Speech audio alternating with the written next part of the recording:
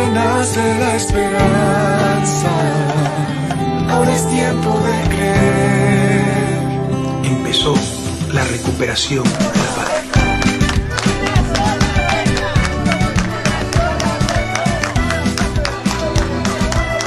Nosotros tenemos ese apoyo popular que ellos carecen. Y por eso es que quieren manipular las leyes y las instituciones para impedirnos estar en la papeleta y para poder volver a recuperar la patria. Renovemos la esperanza que al pueblo le hace mal. Recuperemos las sonrisas, recuperemos las sonrisas. Usted está aquí, reciba nuestra bienvenida de este pueblo, de estos hermanos ambos. Mi estimado Andrés, esta es su casa, Guayaquil es su ciudad.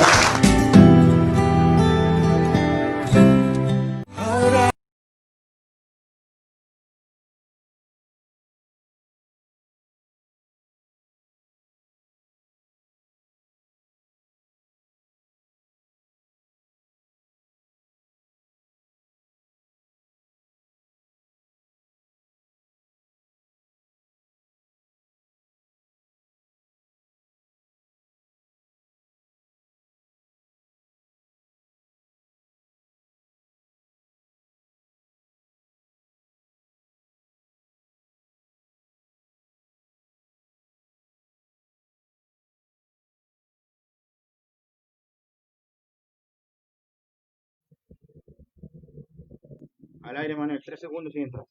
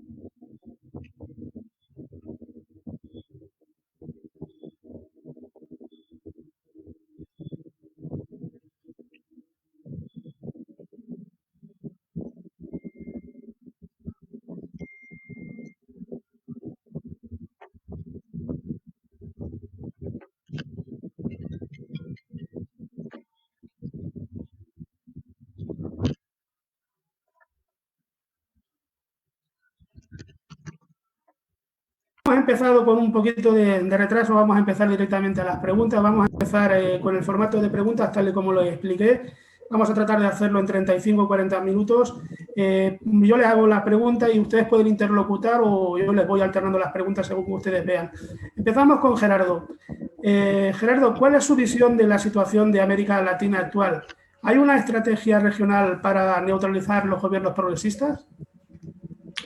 Bueno, la verdad que encontrarme en esta entrevista con Andrés para poder hablar de esto me parece que da cuenta de lo que está ocurriendo, ¿no? Yo conocí a Andrés Sara. Bueno, la verdad que encontrarme en esta entrevista con Andrés para poder hablar de esto me parece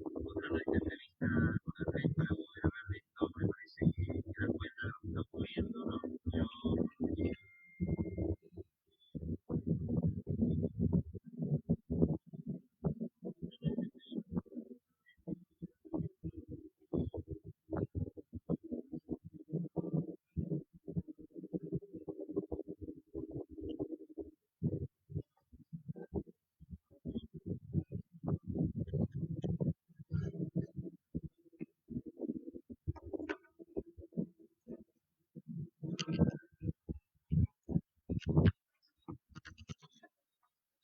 Democratización de la ciencia y la tecnología, de acceso de estos sectores a los movimientos populares y a la ciudadanía en general era realmente impresionante y para nosotros era un modelo en una ciudad como Barcelona. y aprendimos mucho de ese viaje. Muchas de esas políticas que se estaban implementando en el Ecuador en ese momento las implementamos también en Barcelona, en materia de ciencia y tecnología, y evidentemente vemos como una tragedia el retroceso que se está produciendo en estos últimos años, como las políticas neoliberales lo que han hecho es producir un atraso enorme, atacar esos avances modernizadores que llegaban al conjunto de la ciudadanía, y por lo tanto, en medio de la tragedia que significa eso, cómo estamos viendo la vulneración del Estado de Derecho y de principios democráticos básicos para desmantelar esas políticas, simplemente decir que me alegra, en medio de esa tragedia, digo, encontrarme con gente como Andrés, con esa nueva generación de gente preparada, de gente con compromiso social, que hoy tiene, digamos, a su cargo la responsabilidad de encabezar la resistencia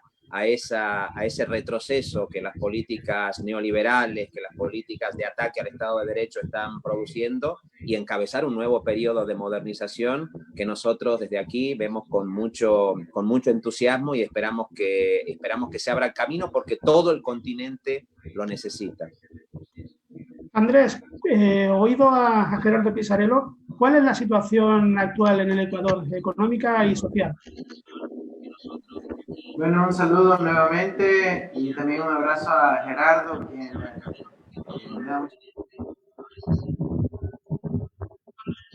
los años siempre te estaba siguiendo ahí, de tu acción parlamentaria tan importante para defender esos valores de la humanidad, valores del progresismo, valores civilizatorios, creo yo, que hay que cuidar como humanidad. Yo quisiera comentar la situación ahorita, es terrible. Yo quiero aprovechar este espacio para alertar a nuestros hermanos en España y a toda Europa que hay riesgo que en el Ecuador no hayan elecciones. Quiero dejar esto muy en claro. Hay el riesgo de que no hayan elecciones. Justamente ante esa renovada esperanza, ante la alegría que está sintiendo el pueblo ecuatoriano, porque puede ver la luz al final del túnel, porque el 7 de febrero es muy posible, es hasta probable que nosotros salgamos triunfantes. Por eso mismo hay el riesgo de que no hayan elecciones. El día de hoy, hace pocos minutos, el Ministerio de Finanzas del Ecuador hace un anuncio eufemístico diciendo que van a revisar el presupuesto para las elecciones del próximo año, cuando ya desde hace meses está enviada la alerta de que quieren justificar que no haya elecciones supuestamente por falta de presupuesto. Yo no sé en qué país hay una consideración de ese grado, así que yo quisiera alertar al mundo entero de que en el Ecuador se quieren poner cualquier tipo de excusas para suspender las elecciones, y el día de hoy un anuncio de que dicen no hay plata para las elecciones. Eso creo que es intolerable. Esto no puede ser defendido por parte de este gobierno y debe ser, debe tener el reclamo unánime de toda la comunidad internacional ante este intento socapado de robarnos la posibilidad de que haya democracia en el Ecuador, de que haya elecciones. Yo creo que ahí hay una posición muy decidida por parte del gobierno de no otorgar presupuesto al Consejo Nacional Electoral. Están ya atrasadas las acciones que se tienen que hacer con relación a las elecciones de febrero, y obviamente mientras más transcurre el tiempo, más difícil de organizar administrativamente esto sin recursos y más difícil de que se puedan realizar a tiempo. Estamos viviendo ya una dictadura casi abierta en el país, donde la crisis económica, social, sanitaria corre el riesgo de convertirse en una crisis humanitaria en los próximos meses, y a esto añadimos que un gobierno totalmente deslegitimado, que ha priorizado la muerte por sobre la vida, que ha priorizado unos cuantos banqueros por sobre las familias ecuatorianas, ahora está a punto de hacer tabla rasa sobre esa ley fundamental que es el tema de las elecciones. Ya intentaron hacerlo con la excusa de la pandemia, eso no fue aceptado por la sociedad, y ahora están intentando el argumento de la falta de presupuesto. Hay una narrativa presente en los medios hegemónicos, en los voceros de la derecha, que dicen es que no hay recursos, entonces no pueden haber elecciones, y aumentó esa presión a partir de nuestra presencia en la papeleta electoral, que va a ser de un triunfo contundente a favor del pueblo ecuatoriano el 7 de febrero del 2021. Y así que nuevamente insisto, aprovecho para alertar esto. Ojalá, Gerardo, podamos darle visibilidad a este asunto también en el Parlamento, en las áreas de relaciones internacionales, a través del sistema parlamentario y la representación diplomática acá en Ecuador, que el mundo conozca el riesgo que se está viviendo en el Ecuador. No quiero después decir, se los dije, nosotros estamos acá obviamente activados, estamos planteando esa preocupación, pero es una preocupación que merece toda la alerta del caso, porque aquí finalmente vemos con muchísima esperanza recuperar la patria y sin embargo nos la quieren robar. Gerardo, usted tiene experiencia en gobiernos en confluencia y en coalición. ¿Qué le aconsejaría o por qué motivo le diría a los ecuatorianos que adopten este formato que se presenta de Unidos por la Esperanza, en el que hay 3 partidos políticos, varias plataformas y diferentes sensibilidades? ¿Qué le podría aportar, qué le diría a los ecuatorianos para que confíen en esa fórmula? Yo creo que la situación de alarma, una situación de alarma democrática, de alarma social, que se está viviendo en toda América Latina y en buena medida en el mundo en realidad, ¿no? Nosotros llevamos más o menos medio siglo de políticas neoliberales, de políticas, digamos, basadas en el intento de privatizarlo absolutamente todo, de convertir al ser humano en una mercancía. Y esas políticas neoliberales, digamos, ya fracasaron, digamos, en muchas ocasiones. Pero me parece que en este momento se están mostrando más que nunca que no solamente son un fracaso porque generan una enorme concentración de riqueza, porque desperdician el talento de la gente, sino directamente porque son incompatibles cada vez más con la democracia, ¿no? Lo que está denunciando, digamos, ahora Andrés.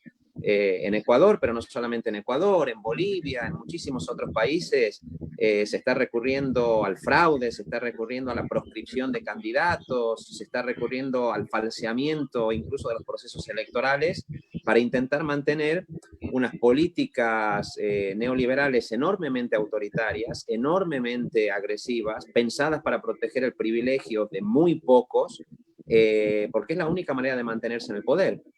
Esto, digamos, no lo habíamos visto antes, porque esto es una especie de dictadura que avanza de manera progresiva, no con un solo golpe, ¿no? Sino que cada día, digamos, ejecuta un nuevo golpe contra el Estado de Derecho, contra la independencia del Poder Judicial, contra los derechos procesales, contra la libertad de expresión. Y la única forma de enfrentarse a eso es con unidad. La única forma es teniendo conciencia de la amenaza frente a la cual nos encontramos. Si esta gente consigue mantenerse en el poder, el retroceso mundial va a ser enorme. Y estoy hablando no solamente de lo que ocurre en Ecuador con el gobierno de Lenín Moreno, estoy hablando de lo que ocurre en Estados Unidos con Trump, estoy hablando de lo que ocurre con el gobierno Bolsonaro en Brasil. Es un proceso mundial donde el neoliberalismo está dando lugar a fórmulas de extrema derecha que son incompatibles con la democracia y con los derechos humanos. Y frente a eso, me parece que todas las personas progresistas, todas las personas demócratas, deberíamos tener conciencia de la urgencia, de la alerta democrática, de la alerta social frente a la que estamos y unirnos frente a eso por una cuestión de supervivencia civilizatoria simplemente. Andrés, si gana usted las elecciones, ¿cuáles serían las 3 primeras medidas más urgentes que debería tomar? Nosotros tenemos 3 prioridades sencillas para el pueblo ecuatoriano.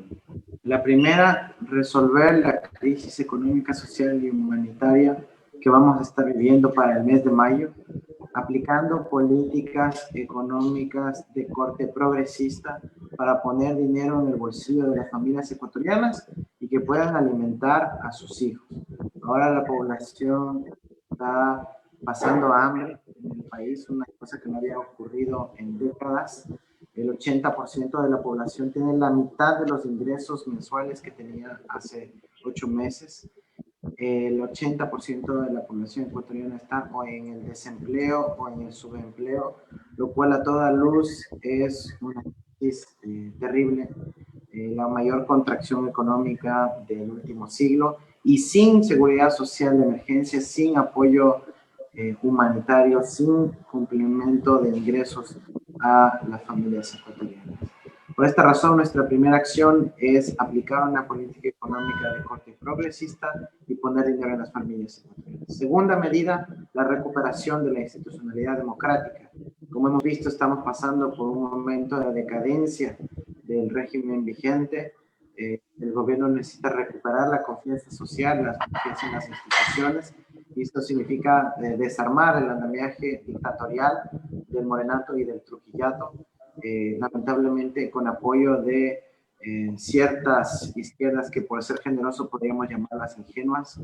Y tercer lugar, vamos a plantear la recuperación de la senda del desarrollo. La senda del desarrollo significa volver a convertir al Ecuador en ese país que tenía una visión de futuro, en una potencia del conocimiento, de la biodiversidad, para alcanzar el desarrollo y el buen vivir de nuestros pueblos. Eso implica volver a sembrar en el Ecuador obras por todo lado, construcción de infraestructura, establecimiento de industrias, generación de oportunidades, empleo y trabajo para las familias ecuatorianas, y muy importante, potenciar una política de salud pública y de educación pública de excelencia a nivel mundial. Tenemos nosotros afortunadamente los planes que dejamos en 2017, que ninguno de ellos fue siquiera tomado en cuenta por el gobierno de Moreno, y eso nos da una base para que el pueblo ecuatoriano tenga como referencia lo que queremos hacer, pero además sabe que podemos hacer, porque lo hemos hecho en el pasado, ellos saben que lo hemos hecho y ahora lo vamos a hacer más rápido y mejor. Manel, Gerardo, yo quisiera en este punto sinceramente pedirles disculpas. Tenía yo una agenda apretada, lamentablemente esos minutos de atraso me están pasando factura ahora. Tengo una cita urgente también en vivo en los próximos segundos y debo excusarme. Y ha sido un gustazo, especialmente Gerardo, de saludarte a los tiempos, y bueno, espero que sigamos en contacto y lanzando esta alerta al mundo sobre lo que ocurre en el Ecuador. Muchísimas gracias, Pisarello. En otra ocasión, ojalá podamos continuar con... Gerardo, el presidente Sánchez, en mi opinión, se equivocó al apoyar de aquella manera tan rápida al golpista Guaidó, por decirlo de alguna manera. Creo que se equivocó también al apoyar al gobierno de Moreno, al apoyarle en su gestión de las protestas del mes de octubre. Y la pregunta es si cree que con la nueva coalición de gobierno PSOE-Podemos cambiará la política exterior de España para América Latina. Bueno, yo creo que en muchas cosas, digamos, ya se está notando ese cambio. Nuestra voz está siendo muy clara respecto de la posición de América Latina. Hemos sido muy contundentes en la crítica de gobiernos como el de Bolsonaro, ¿no? Que me parece que es una de las expresiones más tremendas de lo que está ocurriendo en América Latina. En Barcelona llegamos a declarar persona non grata a Bolsonaro y a pedir en su momento la libertad del presidente Lula, injustamente encarcelado, y nosotros tenemos claro que vamos a ser una voz, digamos, muy decidida en la denuncia de este retroceso que se está produciendo en América Latina, ya digo, en materia de respeto por el Estado de Derecho, en materia de respeto de los derechos de la oposición política, y sobre todo de denuncia de las políticas que explican ese retroceso autoritario, porque detrás de ese retroceso autoritario, antidemocrático, hay el intento de establecer un tipo de gobiernos de concentración económica que muchas veces han tenido aliados en Europa. Han tenido aliados en las grandes empresas europeas, han tenido aliados en muchas instituciones europeas. Desgraciadamente, la propia Unión Europea no está teniendo una posición a la altura de esos principios democráticos, no está siendo lo contundente que debería ser en la condena de ese tipo de maniobras. A mí me parece bastante penoso, la verdad, que la Unión Europea no haya sido capaz de separarse de manera clara de las políticas de Donald Trump, de denunciarlas de manera clara, las políticas de injerencia en América Latina, las políticas de injerencia incluso militar, ¿no? En países como Cuba o como Venezuela, en tantos otros, intentando, pues eso, militarizar el continente, evitar que haya salidas pacíficas allí donde pueda haber conflictos, salidas dialogadas y sobre todo garantizando en este momento, como digo, algo elemental y básico como es que se puedan producir elecciones libres sin proscripciones, algo que no está garantizado en el Ecuador, que no está garantizado en Bolivia,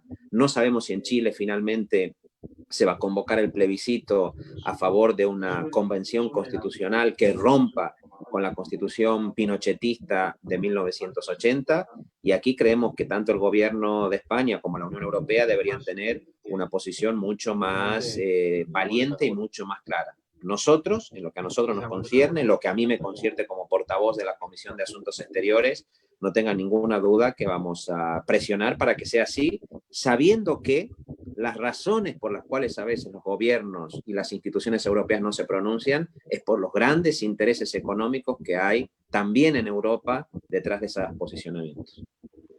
En Piel Roja hicimos hace un par de semanas una encuesta a los ecuatorianos en los cuales le preguntábamos que quién creía que debería auditar las elecciones presidenciales para el mes de febrero, y le dábamos las siguientes opciones.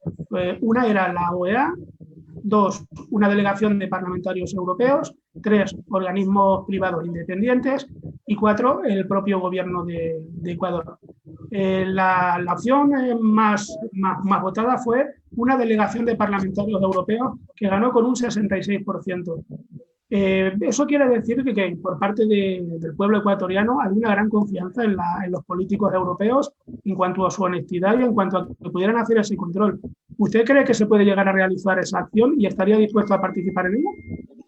Bueno, desde luego, yo creo que todo lo que sean, digamos, mecanismos de control medianamente independientes, eso quiere decir con gente de diferentes fuerzas políticas, pero comprometidas con una cosa tan elemental, ya digo, como es la transparencia electoral, como es la participación de todas las opciones en igualdad de condiciones, digamos, no hace falta ser de izquierdas o derechas para tener claridad sobre eso, todo, ya digo, esos controles me parece que son bienvenidos. Nosotros estamos pidiendo desde hace tiempo, tanto en la Unión Europea como, digamos, en España, que pueda haber, se lo hemos pedido al representante de política exterior de la Unión Europea, Josep Borrell, también se lo estamos pidiendo al Ministerio de Relaciones Exteriores en España, que se arbitre la posibilidad de que haya una delegación de diputados, de diputadas de España y naturalmente también por parte de la Unión Europea que pueda velar por esa imparcialidad. Hoy, si nos fijamos, Manel, incluso en los Estados Unidos, el expresidente Jimmy Carter, que se dedicó en estos últimos años a realizar observaciones electorales en América Latina, por primera vez ha reconocido que las tendría que realizar en su propio país, dado que ni siquiera en los Estados Unidos hay garantías de que se puedan reconocer los resultados electorales de las elecciones de noviembre, y el presidente Trump, al igual que está ocurriendo con el presidente, con Lenín Moreno y con otros presidentes latinoamericanos, no están dispuestos a reconocer o afirman que no están dispuestos a reconocer alternativas que no se ajusten a sus políticas. Esto es un retroceso democrático tremendo y por lo tanto hay que arbitrar todos los mecanismos, incluidas las observaciones internacionales, para garantizar que esa imparcialidad exista. En el día de ayer, en la Embajada de Ecuador en Madrid, sacó un comunicado de prensa en la cual él decía que el ministro de Sanidad ecuatoriano se había entrevistado con el ministro de Sanidad español, Salvador Illa, y con Fernando Simón. Y bueno, pues le felicitaba a Salvador Illa por la gestión tan buena que había hecho del COVID-19 en Ecuador el ministro de Sanidad y el gobierno de Lenín Moreno, cuando sabemos que en América Latina, y en concreto ahora estamos hablando de Ecuador, la gestión ha sido una dejadez total. Vuelvo a preguntar un poco lo de antes. ¿No se está un poquito de perfil desde el gobierno de España en esa situación, que no se quiere tocar la herida, por decirlo de alguna manera? Bueno, yo creo que hay algunas inercias que se mantienen en materia de, digamos, de política exterior por razones diplomáticas, pero ya digo, mi opinión es que habría que ser mucho más contundentes a la hora de hacer ese tipo de declaraciones, porque básicamente el tipo de expresiones de derecha y de extrema derecha que están surgiendo en América Latina no son muy distintas a las que se están produciendo en España. Y el tipo de operaciones que se están llevando a cabo en América Latina, con política de guerra digital, ¿no? Digamos, introduciendo noticias falsas a través de las redes sociales, a través de Facebook, a través de WhatsApp. Vimos que, como en el caso de Bolivia, por ejemplo, se acaba de descubrir que los propios Estados Unidos estaban detrás de la política de noticias falsas que contribuyó al golpe de Estado contra el presidente Evo Morales.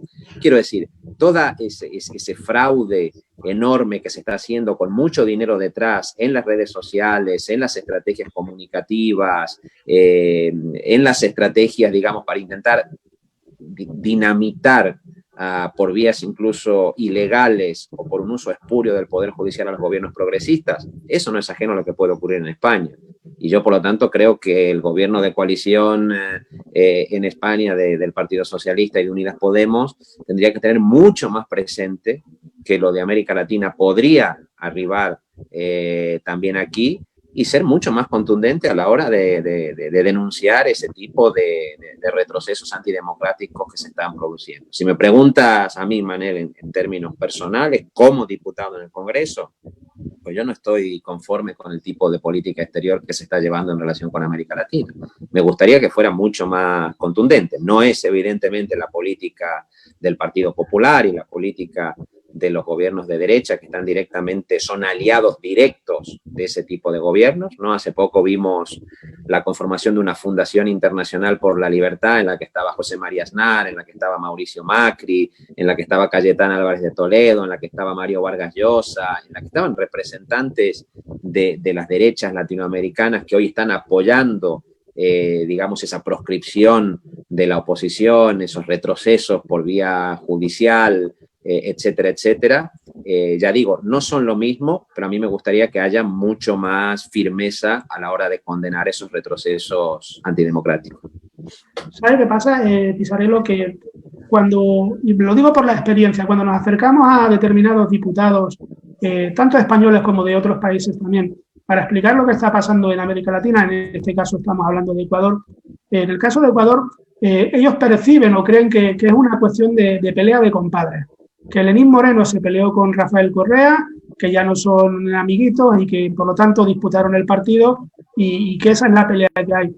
Entonces hay un desconocimiento total de la realidad de lo que está pasando en el Ecuador. ¿Qué podríamos hacer para, por lo menos en España, para que los diputados que tienen la obligación de saber cuáles son las realidades que están pasando tuvieran conciencia de lo que nos estamos jugando? Porque desestabilizar una zona tan importante como América Latina, pues luego nos afecta a todos de una manera u otra. Bueno, yo creo que lo primero es que los diputados y diputadas españoles puedan pensar en América Latina como eso, como un continente, ¿no? Y por lo tanto como un gran laboratorio en el cual, cuando se producen alternativas democráticas, progresistas, pues esas alternativas democráticas y progresistas pueden, digamos, impulsar también al progresismo en España. Y cuando hay un retroceso antidemocrático en América Latina, pues también hay un retroceso antidemocrático en España. Esto no va de un enfrentamiento simplemente entre Rafael Correa y Lenín Moreno, entre Bolsonaro y Lula da Silva, entre Alberto Fernández y Mauricio Macri. No, aquí hay varios modelos en disputa. Es decir, lo que representa, digamos, como digo, el retroceso político que se está produciendo en Ecuador implica también un retroceso en materia de políticas económicas, una concentración de riqueza privada, el desmantelamiento de lo público, el desmantelamiento de derechos sociales.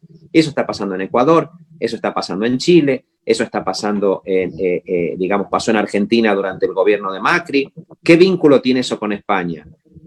Que la gente que está a favor de esas políticas privatizadoras celebra la existencia de esos gobiernos. Por eso las derechas están cómodas y se sienten, digamos, solidarias con esas expresiones de la derecha y de la extrema derecha. Lo que es inconcebible es que la gente progresista lo pueda ver así. Entonces, nuestra tarea, quiero decir, yo soy una persona, soy un barcelonés por adopción, pero me siento profundamente latinoamericano. Siempre digo que me siento como esos diputados que durante la Constitución de Cádiz de 1812, lo que se llamaban los diputados de ultramar, ¿no? que venían de América a exigirle a la monarquía española que tratara a los pueblos americanos con respeto. Bueno, yo creo que nuestra tarea también es hacer esa pedagogía y entender que lo que ocurre en Ecuador es lo que ocurre en Brasil, es lo que ocurre en Chile, es lo que ocurre en Colombia, es lo que ocurre en América Latina como continente.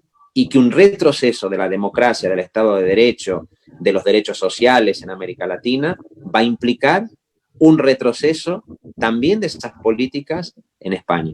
Y que, por lo tanto, las personas progresistas deberían tomar conciencia de ello, no verlo como un problema que ocurre en el sur, un problema que ocurre con los países subdesarrollados del sur, como si fueran peleas, ¿no?, salidas del Macondo de García Márquez. No, no, eso que está pasando en América es un avance de lo que puede pasar aquí y de lo que ya está pasando en España, como vemos cada día en la posición absolutamente destituyente que tiene la derecha y la extrema derecha española, y cómo están utilizando los medios de comunicación, las noticias falsas, incluso a sectores importantes del Poder Judicial para eliminar a la oposición política. Miremos simplemente lo que están intentando hacer con Unidas Podemos y lo que han intentado hacer durante todo este tiempo con activistas sociales, huelguistas, con fuerzas republicanas de diferente tipo. Es decir, estamos frente a una ofensiva internacional y mundial de la extrema derecha. Y si la gente progresista no se da cuenta de esto y no se plantea con firmeza pensando que a ella no le va a tocar, la gente progresista de Europa, pues yo creo que se equivocan profundamente. Porque claro, la extrema derecha que mencionaba visitó hace un par de meses, quizás 3, al presidente Lenín Moreno en Ecuador. Concretamente fueron el eurodiputado Germán Terç y creo que Víctor González, diputado.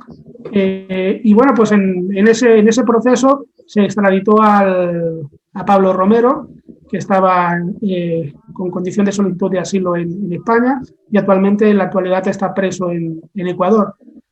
¿Esa alianza de la ultraderecha es posible entre la ultraderecha española y la de todos esos países?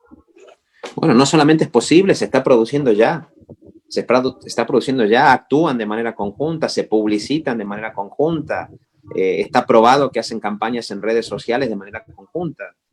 Si usted ahora, Manel, si este programa lo subimos a las redes sociales y la gente escucha, digamos, este debate, tendríamos inmediatamente un ataque de la extrema derecha, no solamente en Twitter, la tendríamos en Facebook, la tendríamos en otras redes sociales, y allí participaría la ultraderecha española, pero también participaría la ultraderecha norteamericana y participaría la ultraderecha de Ecuador y de Bolivia. Es decir, estas versiones extremas de la derecha están coordinadas internacionalmente, están coordinadas en sus estrategias judiciales, están coordinadas en sus estrategias digitales, están coordinadas en sus estrategias mediáticas, tienen relación entre sí. Y uno lo entiende porque los intereses que defienden son básicamente, digamos, parecidos. En una crisis económica sin precedentes como la que estamos viviendo, su función en el mundo es evitar que se pueda salir de esa crisis con un mínimo de justicia social, con un mínimo de refuerzo de lo público, con un mínimo de protección de los derechos de la gente trabajadora. Esa es su función global, es su función planetaria. Y por lo tanto son conscientes de ello y por eso están muy unidos. No quieren que vuelva a pasar lo que pasó en décadas anteriores. No quieren que en ningún país del mundo pueda haber gobiernos que defiendan efectivamente la primacía de lo público, que consideren que hay que proteger los derechos de la gente trabajadora, que consideren que hay que proteger, como decía antes, la sanidad pública, la educación pública, hacer avanzar la ciencia, garantizar la biodiversidad, garantizar los derechos de las mujeres. Es decir, no quieren que nada de eso pueda ocurrir y por eso actúan con tanta violencia.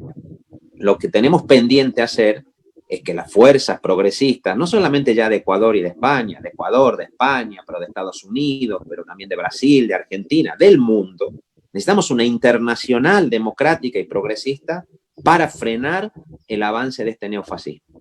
Y ese avance del neofascismo se frena de muchas maneras. Se frena con movilización social, como ha pasado siempre en la historia, y se frena también haciendo una pedagogía alternativa.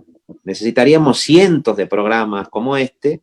Ahora no es tan fácil hacerlo presencialmente, pero podemos hacerlo a través de las redes, explicarle a la gente de la manera más sencilla que lo que está ocurriendo no es una casualidad y que nos quieren hacer creer que todos los políticos son iguales, que todos los políticos son igual de corruptos, que todos los políticos...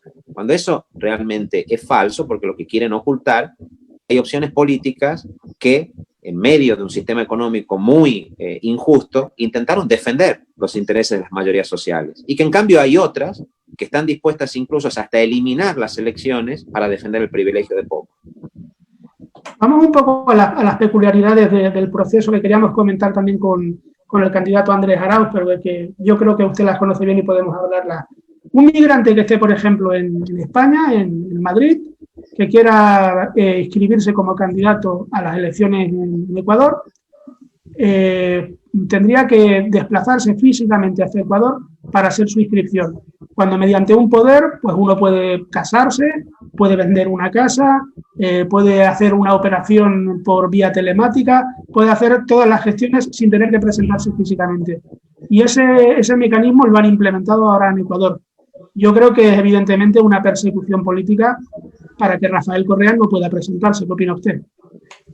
No, que es evidente, digamos, yo lo que he visto desde un comienzo, digamos, en Ecuador, con la destitución y el posterior encarcelamiento del vicepresidente Jorge Glass, los ataques, por ejemplo, ahora, ¿no?, contra la alcaldesa de Pichincha, contra Paola Pavón, que me parecen, bueno, de una injusticia enorme. Yo soy profesor de Derecho Constitucional, digamos, yo me he incorporado a la política institucional hace muy pocos años, no lo había hecho nunca, he sido toda mi vida docente, toda mi vida profesor, he dado clases de Derecho, y la verdad que, ya digo, con un mínimo de conocimiento de las garantías propias del derecho procesal, del derecho penal, lo que está ocurriendo en el Ecuador es un auténtico escándalo, ¿no? Y uno ve, pues, cómo eso ha sido diseñado, no ha sido una casualidad, ha sido diseñado porque hay, digamos, un timing político y judicial,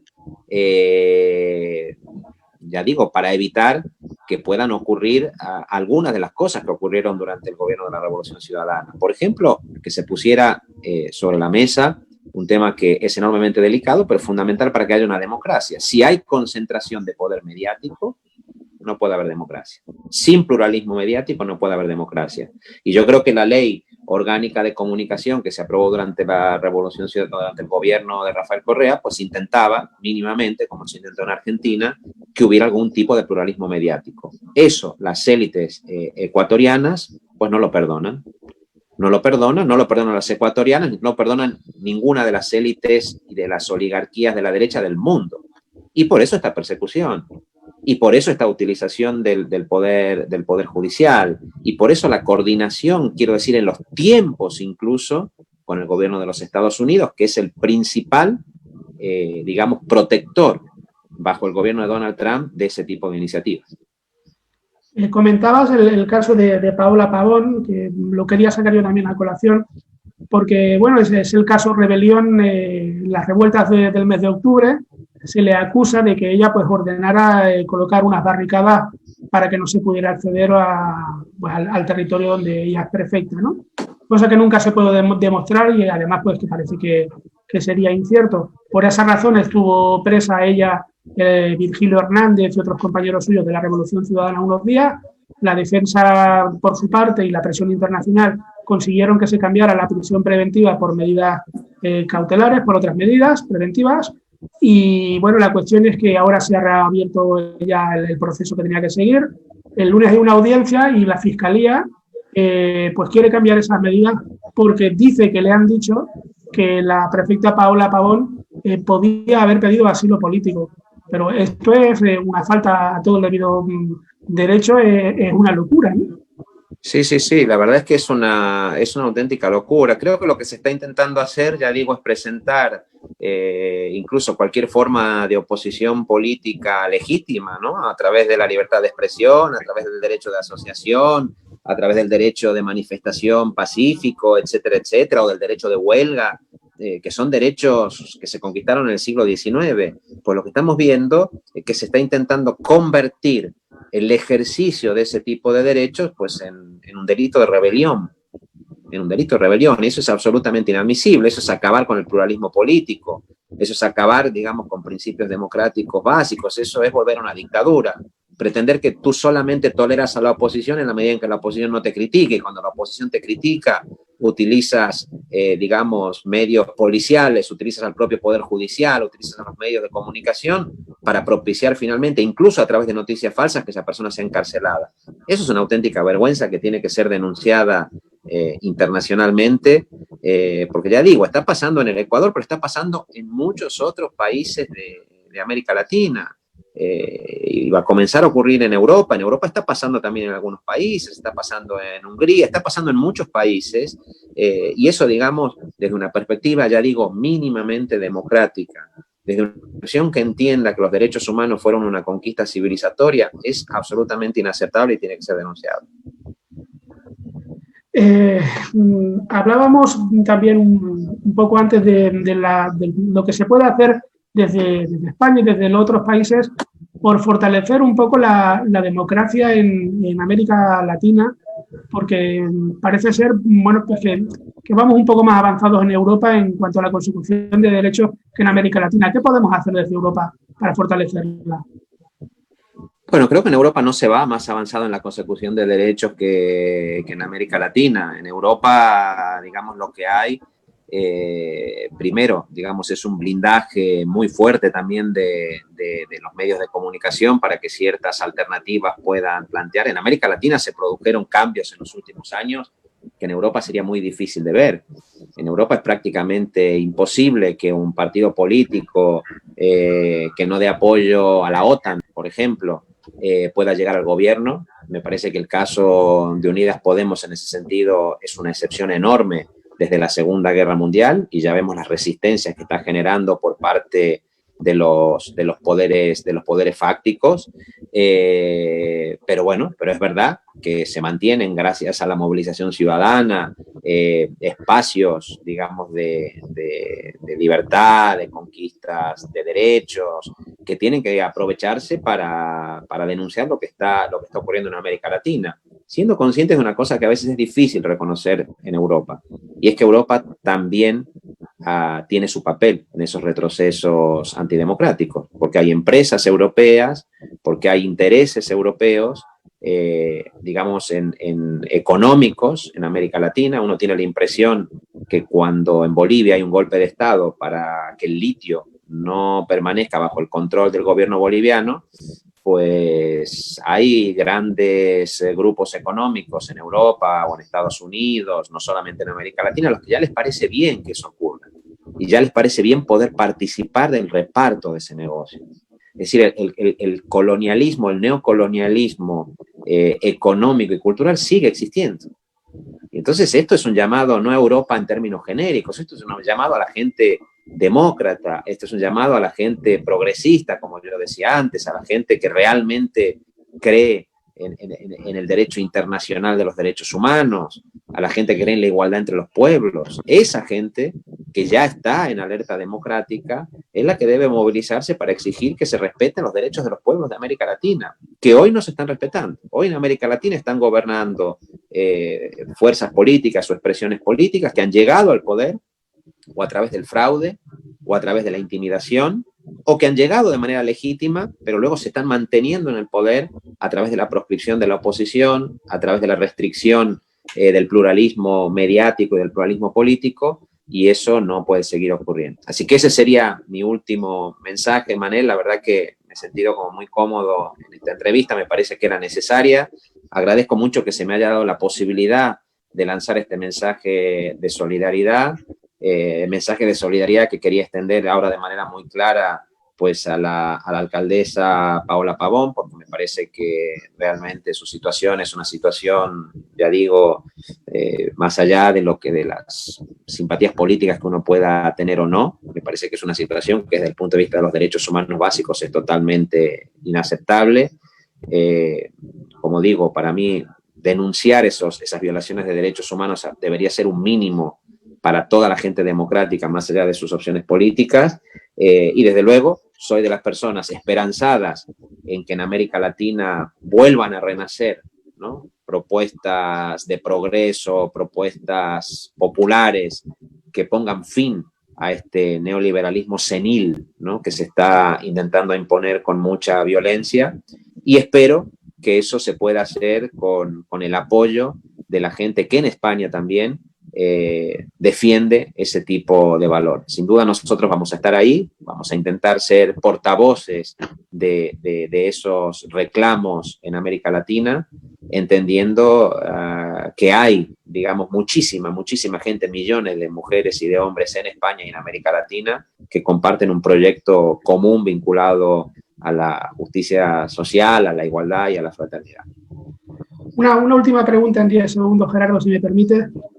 Como has comentado, profesor de Derecho, doctor en Derecho, ¿conoces de algún caso que se haya sustanciado y que se haya hecho el juicio, la sentencia y la casación en 6 meses? No, la verdad que lo que uno está viendo, ya digo, a mí me parece que es el no derecho. A veces se habla, digamos, para describir lo que está ocurriendo, se dice que es el lawfare, la guerra a través del derecho. Yo no veo derecho aquí. Yo lo que veo es pura arbitrariedad desde el punto de vista político. El derecho implica el reconocimiento mínimo de unas reglas. El derecho implica el reconocimiento mínimo de unas formas. Yo no veo que esas formas y esas reglas mínimas se estén respetando, ni desde el punto de vista de los tiempos, ni desde el punto de vista de la actuación de los poderes judiciales. Y no es casualidad que meses después aparece algún otro tribunal que retrospectivamente dice, pero aquello fue una barbaridad, pero ya es tarde. La persona que fue acusada tuvo que cargar con una culpabilización mediática durante muchísimo tiempo, con un estigma que ya no puede quitarse de encima, pero lo que se está haciendo no es guerra a través del derecho, es guerra política pura y dura, es arbitrariedad, y eso para mí también es un signo de impotencia de quienes la practican, porque por más que utilicen esa arbitrariedad, no van a poder detener a muchísima otra gente que simplemente está batallando por una forma de organización política y económica más justa. Y eso no se puede detener con la arbitrariedad y contra la violencia. Tarde o temprano, esas actitudes tiránicas, esas actitudes despóticas, acaban perdiendo la máscara y acaban generando las condiciones para su propio hundimiento. Pues Gerardo Pisarello, muchísimas gracias por acompañarnos en Piel Roja esta tarde de sábado. Muchas gracias por haber atendido, aunque sea con unos minutos de retraso. Hemos tenido muy en cuenta sus declaraciones, creo que están teniendo bastante seguimiento en las redes sociales. No sé si la ultraderecha se está dedicando ya a nosotros, pero seguramente lo hará de aquí a un ratito, si no han empezado ya. Muchísimas gracias y lo dicho, la lucha continúa. Felicidades por cuanto a la entrada de la coalición en la que pertenece, pues dentro del gobierno de España. Queda un duro trabajo por la situación que hay en España con la pandemia y la crisis social, pero estoy seguro que era necesario que ustedes estuvieran ahí. Muchísimas gracias y hasta la próxima. Muchísimas gracias, hasta la próxima y un saludo a toda la gente que nos esté escuchando. Bueno, pues queridos amigos de Piel Roja, hoy un programa de lujo, un poco accidentado porque no nos ha podido acompañar todos los minutos el candidato Arauz, pero lo recuperaremos para una mejor ocasión. Justo ahora empieza su trabajo de promoción de cuál es su proyecto para el Ecuador y seguro que tendremos una ocasión de poder volver a entrevistarlo. Les esperamos dentro de 15 días. Si hay alguna urgencia, emitiremos algún programa con anterioridad y escríbanos a través de nuestras redes, a través de nuestro WhatsApp. Y queremos anunciarles también que en un principio el formato de programa que queremos hacer en esta temporada es el de tratar de que se conozca desde fuera del Ecuador lo que está pasando allí, qué hechos están ocurriendo a través de la visión de políticos que puedan ser del Ecuador y que puedan ser de otros países. Muchísimas gracias, un saludo a todos, cuídense y recuerden que la pandemia todavía no se ha acabado. Buenas tardes, buenos días en Ecuador.